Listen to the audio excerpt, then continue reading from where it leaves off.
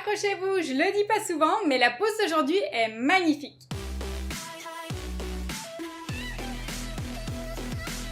Hello YouTube! Je vous avertis tout de suite, je suis amoureuse de cette pose qu'on découvre ensemble. Je vous montre en détail comment j'ai réalisé un effet reptile sur des ongles en gel. Et avec les couleurs que j'ai choisies, ça donne un résultat de fou. Restez bien jusqu'à la fin de la vidéo, ça vaut le coup. Vous vous souvenez sûrement de cette pose, on est sur une repousse de 4 semaines, tout est ok, pas de décollement, donc je retire la couleur, comme d'habitude, à la ponceuse. J'en profite aussi pour raccourcir tout de suite, comme ça c'est plus simple pour moi et ça me demande beaucoup moins de limage manuelle. Pour enlever la couleur sans creuser le gel, je tire des bandes jusqu'au bord et en diagonale, je remonte sur le côté. Ensuite, avec la pointe de mon embout, je peux sans problème me rapprocher de l'ongle naturel pour retirer la couleur restante. Avec ma lime, je remets en forme chaque ongle et je réduis l'ancienne construction. L'idée, c'est de diminuer le décalage dû à la repousse. En même temps, ça me permet de lisser la surface et de matifier la petite parcelle d'ongle naturelle. Et pour pas affaisser l'aspect général des ongles, j'ai réduit toujours la finesse du bord libre en tenant ma lime couchée sous l'arête de l'ongle. Jamais au-dessus, sinon ça désépaissit dans le mauvais sens et de plus en plus l'ongle va pencher sur l'avant. C'est aussi comme ça qu'on redresse un ongle. Ensuite, je continue la manucure en dégageant toute la plaque des cuticules. Pour ça, j'adore me servir d'un embout en diamant qui a la forme d'une flamme. C'est lui qui va me permettre de décoller toutes les petites peaux collées à l'ongle et selon la dureté des cuticules, on adapte le grain. Par contre, sur la vitesse, je suis toujours à 20 000 tours minimum. L'avantage avec ce type d'embout, que vous soyez droitier ou gaucher, c'est qu'il fonctionne dans les deux sens de rotation. Et avec, je gomme aussi tout le repli cutané pour retirer les zones de sécheresse. Ensuite, bien sûr, il ne me reste plus qu'à couper les peaux repoussées contre le repli proximal. Pour ça, il me faut des lames bien tranchantes, des poignées confortables et un mécanisme souple. Comme le nez de ma pince est bien pointu, je peux atteindre de toutes petites cuticules avec précision. Je coupe sans avoir à forcer ou appuyer et je pense à relâcher à chaque fois sans tirer la peau.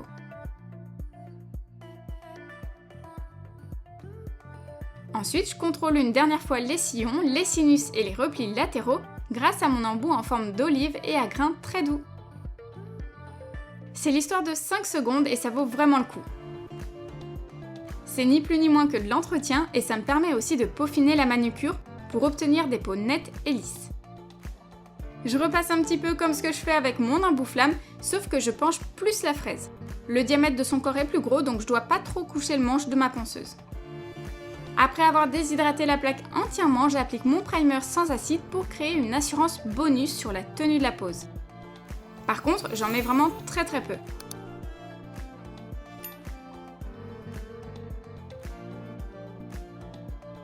Avec ma minérale base en teinte blush, je vais pouvoir créer un gainage.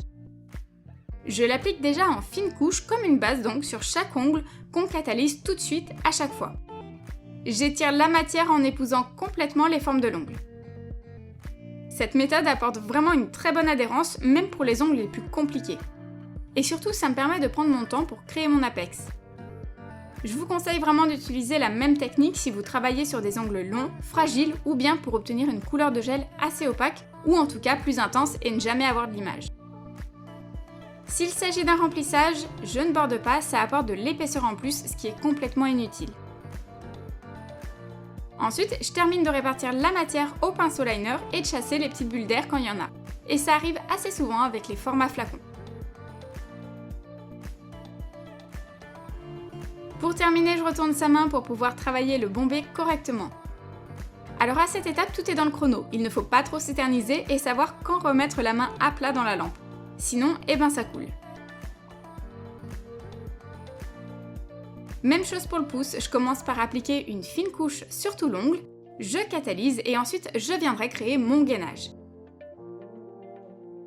La veille de notre rendez-vous, j'ai posé sur Nuancier les petites idées et suggestions de ma cliente en respectant son exigence couleur, le bleu.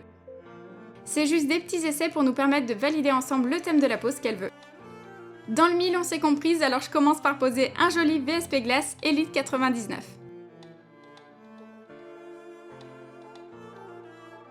Il donne à la pose une sorte d'intensité carrément cool avec de légères nuances de bleu, plus ou moins foncées selon comment je l'applique.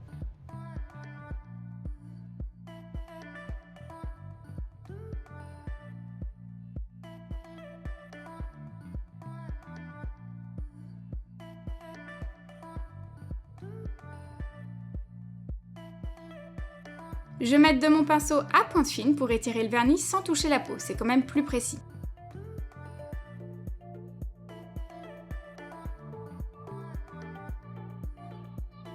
Ensuite, je pose en sous-couche le VSP El Capitan d'Indigo. Pour le coup, vous allez voir que là aussi, je n'ai besoin que d'une seule couche. Surtout qu'il ne va pas rester neutre et uni tel quel.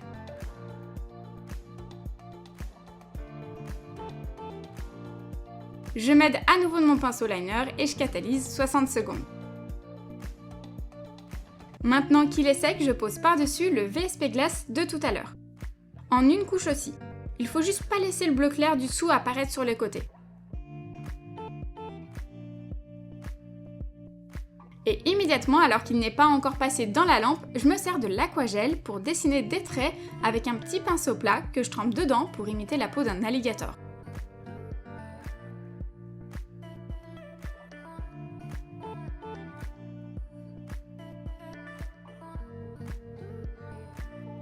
Puisque je ne vais pas toucher à l'auriculaire, je le protège tout de suite avec mon top coat sans résidu habituel. Même chose pour l'annulaire, comme ça ils ne craignent plus rien.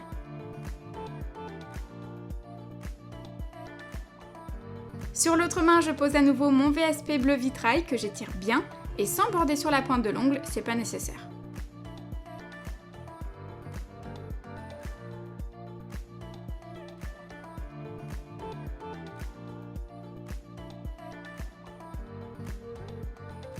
Et sur l'index aussi, puisque ce vernis va me servir de toile de fond pour la suite de mon nail art.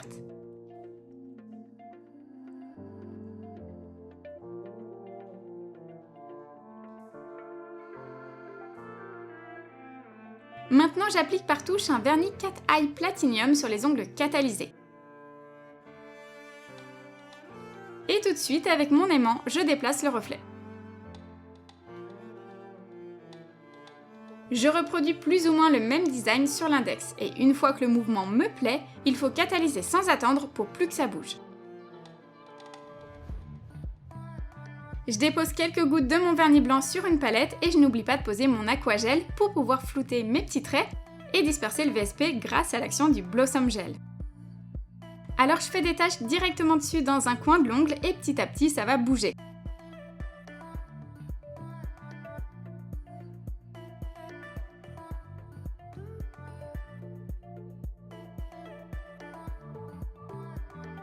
Quand c'est assez, il faut stopper l'effet en catalysant.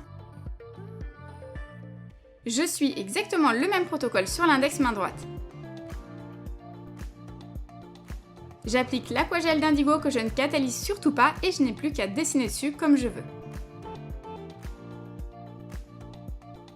Je vous conseille de faire d'abord les plus grosses taches et de venir compléter avec des plus petites en fonction de la place qu'il reste.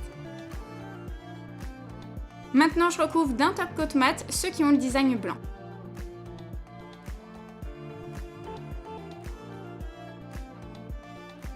Et la touche finale avec mon rubber top. J'ai celui de The Gel Bottle, je le trouve idéal pour ça parce qu'il a une viscosité assez épaisse. Donc c'est parfait pour que je puisse donner du volume mais en transparence. En repassant sur les taches blanches, ça va leur donner une impression de 3D très sympa. Et en plus, une fois catalysé, il n'y a plus rien à faire, à condition d'avoir protégé avant le vernis. Comme ici avec le top coat mat et s'il s'agit d'un rubber top sans résidu. Par contre, il faut être assez rapide tout de même et ne pas trop écraser la matière, sinon on perd tout l'intérêt et ça va juste s'étaler. Donc attention de ne pas faire toucher les billes les unes aux autres. Si elles se lient entre elles, c'est fini. Pour le pouce, on part sur du simple uni en réutilisant le même vernis translucide. On n'a pas envie d'une pose super chargée, donc on allège les derniers doigts en décor. Et je ne pose qu'une seule couche, c'est largement suffisant. Bien sûr, je termine en recouvrant la couleur avec ma finition glossy sans couche collante. Et pour bien hydrater, je verse une petite goutte d'huile dans les sillons. Et voilà notre jolie pose bleue thème reptile complètement personnalisée. Dites-moi quel ongle vous préférez. Et pour voir toutes les photos, rendez-vous dans mon feed Insta, je viens juste de les publier. Alors cet effet reptile, vous aimez? Dites-le moi en commentaire. Rejoignez le club privé pour recevoir mes conseils par mail chaque dimanche. Lien en description. Merci à tous et nous on se retrouve mardi pour une nouvelle vidéo. Ciao!